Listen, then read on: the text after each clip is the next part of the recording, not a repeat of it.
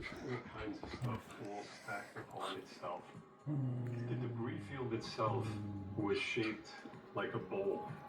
At the top end of the bowl was the entry point. When I arrived at the top of the hole, they told me I had to go down about 30 feet or so. They got a well out and had to start down to attempt to get me out. As the hours went by, the heat was extremely intense in that area. So the combination of smoke inhalation and intense heat took a toll on the rescue workers, both policemen and firemen. So they were doing 15-minute shifts, going in, coming out. It was during that time that also John Bushing crawled down. When I went in, there was no lights. You only had your flashlight. Sergeant Lockwood was face down and pinned from the waist down. He was conscious.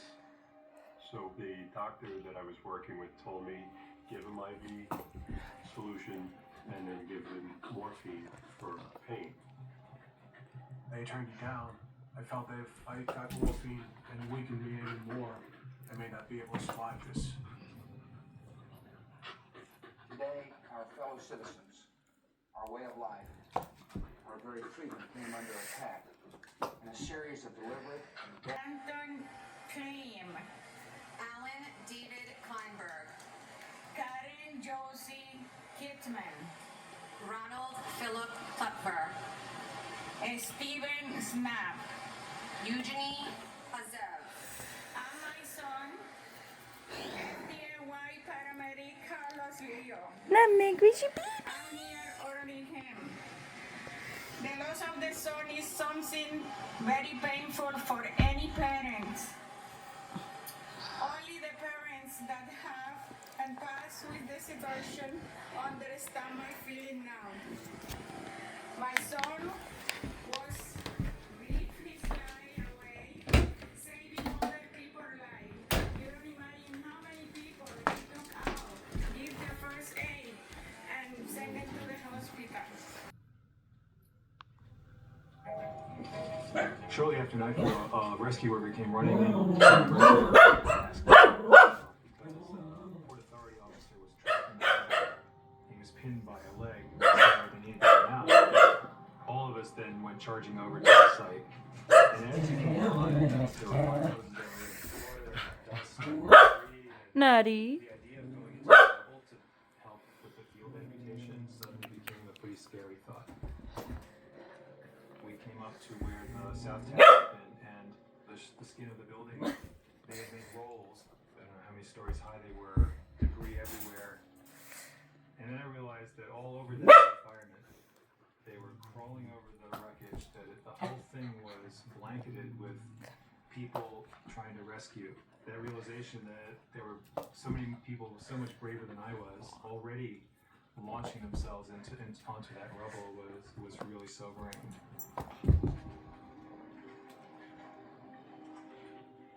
I didn't realize the severity of the situation I was in to have to possibly amputate my legs in order to save my life. I do remember him saying, you can't take my legs off. And this became almost like a rallying cry to all of the emergency service cops that were rotating in, digging him out. It seemed to energize them and give them more of a drive to accomplish that mission. As the night progressed, you could see that the rescuers were making progress. The next morning, by I would say 6 o'clock in the morning, we had a pretty good feeling that John was going to be coming out. I had gone back to the hospital that night, but then returned early the next morning to the site to see how the Port Authority officer was doing. And at that point, they had succeeded in removing a lot of the debris that was pinning him down. I was very relieved that they did not have to amputate his leg. The officers came down with nylon straps and were able to wrap the straps around my chest and up under my shoulders. And suddenly I was sliding up the hole, and suddenly it popped out into daylight. As he came up, there was a cheer. It was the first hopeful thing we had seen since the attack. We all formed a human chain because they had to lift his stretcher out from the rubble. After being down in the hole for 22 hours, to be out in the daylight and seeing people and knowing that I'm on my way to get taken care of was an unbelievable feeling. It was a moment of victory. It was a moment of maybe we can get something back from this. We won this one.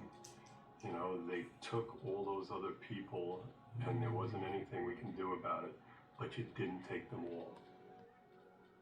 These men on top of the hole, they knew the danger and chose to ignore it and go into that hole anyhow to try to save us. I'll be forever grateful for their bravery.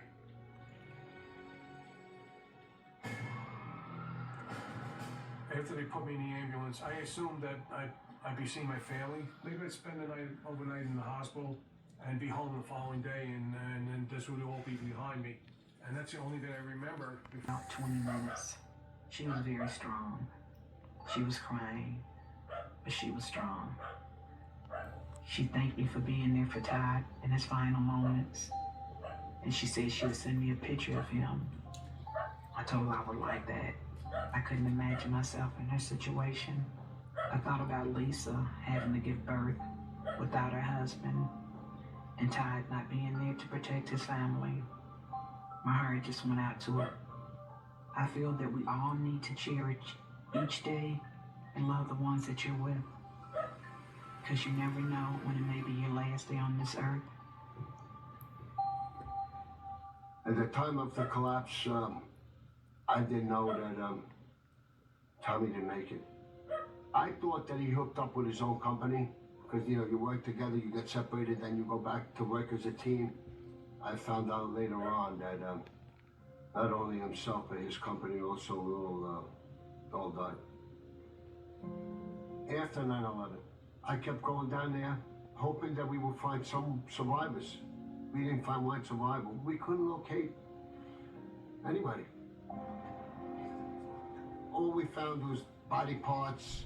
We would find like jewelry and stuff like that from offices, pictures of little kids that they kept on their desk when you were in the office, and it would break your heart. It would break your heart. A few months after 9/11, I was told that I couldn't be a full-duty firefighter anymore. I had lung damage, I had eye damage, post-traumatic stress. I was like giving up on myself, and I was very angry. We lost 3,000 people. I lost all my brothers. I lost my job that I loved, and my health was a mess. I couldn't deal with it no more. I said to myself, when I got to live, I didn't want to live no more.